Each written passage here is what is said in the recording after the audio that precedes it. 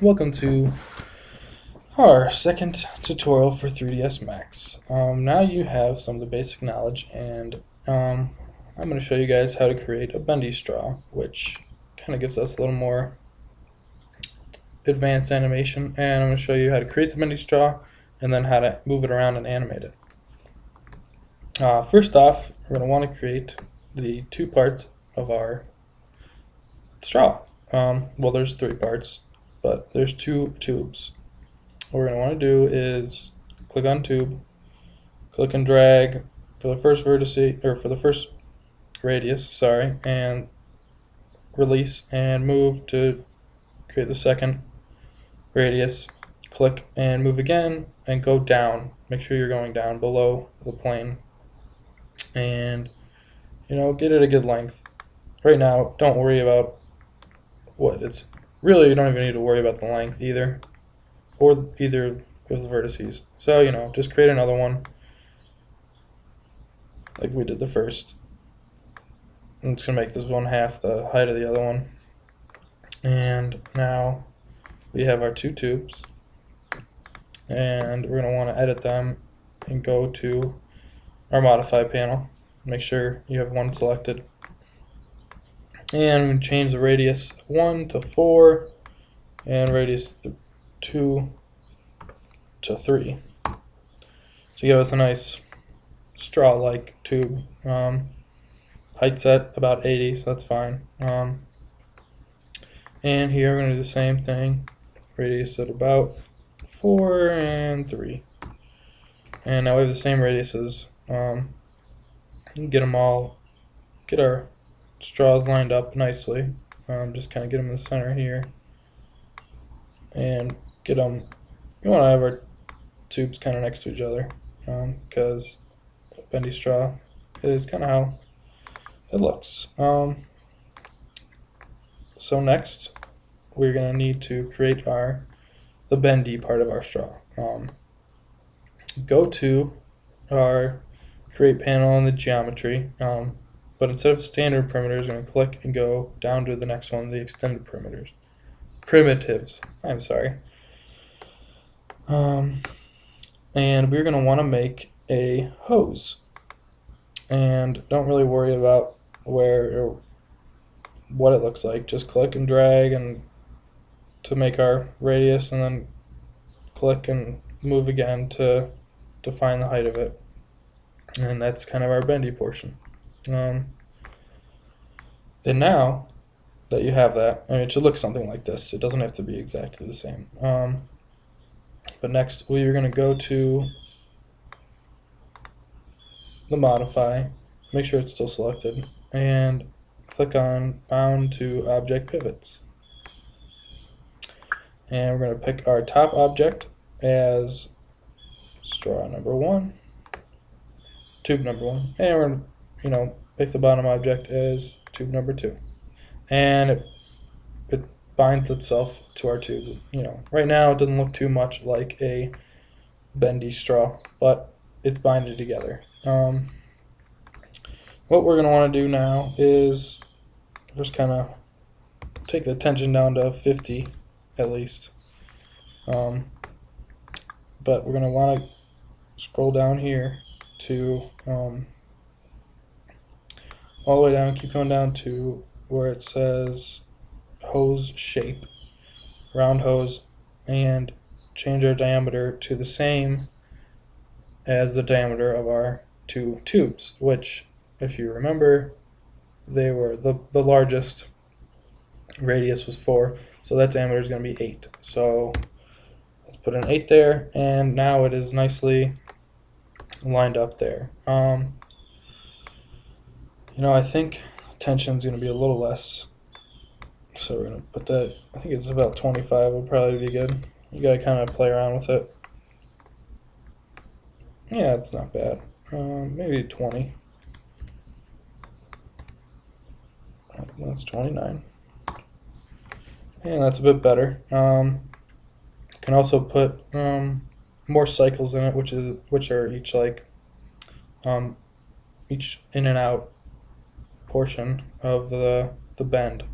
So if you click on cycles here, it'll add more bends to it and kind of give it an even better look. Let's kind of zoom in here and get a better look at it. Yeah, see now it's really starting to look like a bendy straw.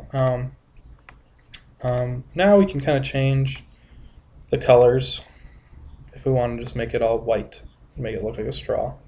You can click on each one and go to that and modify in the modify panel, go to the color and click OK, make it white. You can actually just select all three at once by holding down Control, click, keep holding down Control and click again. Now we have all three selected and we can just make them all white. And look at that, we have our straw. And if you don't like the way it's connecting here, you can kind of see a little bit of a gap. You can always go back to each aspect of it and mess around with it a little more. Where this starts and ends, I think, kind of matters. And that kind of, if you can see here, it moves the start of the hose to kind of all the way. That's all the way to 0. I think that's a little too much, but maybe have it at like 2, and same for the end, and get that to closer to the 100. Maybe 98 or maybe 90, 95 kind of looks good. But that's kind of how you can mess around with it a little bit. Could also make it a slightly bit bigger, just to, because obviously it's still kind of looking like it is 8.1, not bad, but as you get the gist of it, that's basically kind of got to change a little bit of the things and move around and get it to what we like. But now we have our straw. Pretty simple. We don't have to really get into much more detail about it. That's basically it. Now we can animate our straw to bend around and move around and even hop around if we want.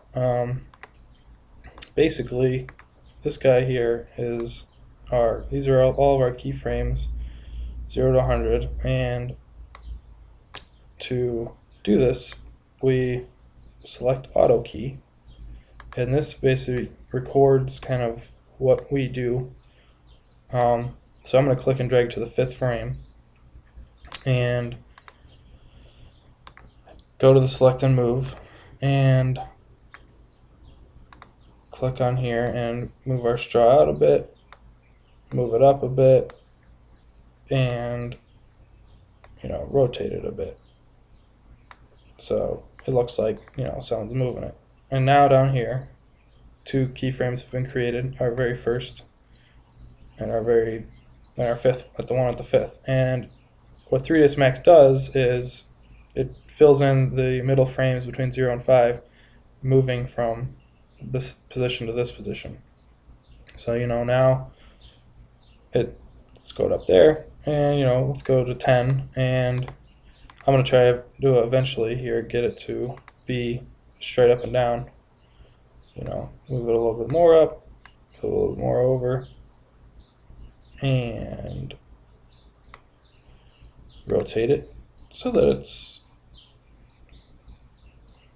we can actually get it to be completely straight here.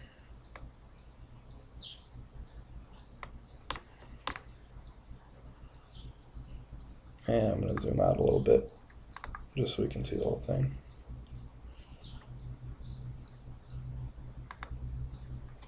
And now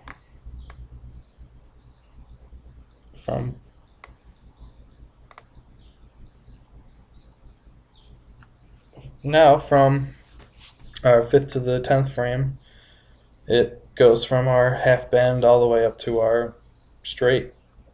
And as you can see here, it goes all the way up and all the way down. And we can kind of do really whatever we want with it, and it'll interpret for us as long as you have auto key on. Make sure you have auto key on. If you don't, then it's just going to change what this very first frame looks like. But go up to 15 and rotate a little bit more in kind of a random direction and move it, I don't know, move it this way and rotate it down a little more.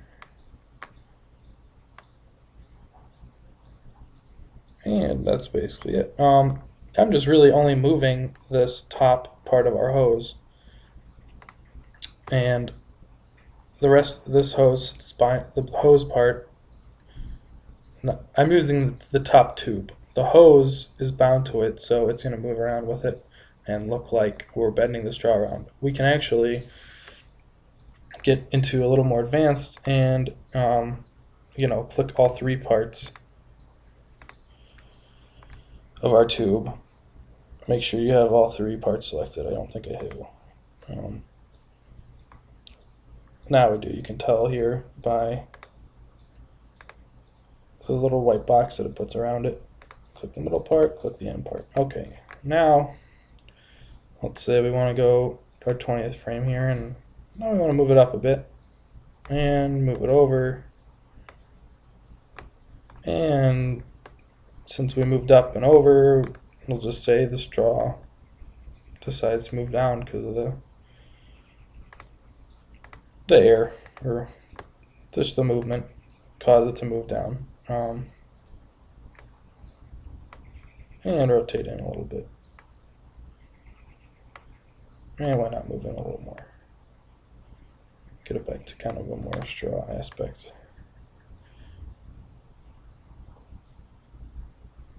And what I did here is I messed up a little bit. I forgot to, since we were only doing the movement of the one, it only had the keyframe set for just this top part. And since I decided to move all three, it had to kind of interpret what I did and get it all the way to look like this from here. And that's kind of the best pathway to do that. I'm going to delete this keyframe because that's not what I wanted. And sometimes what you do, you screw up and you got to kind of delete the keyframes and go back, and that was not what I wanted to do. And make sure your keyframe is selected when you hit delete, because you might delete your actual object. See here, now it's moving around, and that's not what we wanted either. I'll delete that. Why is it?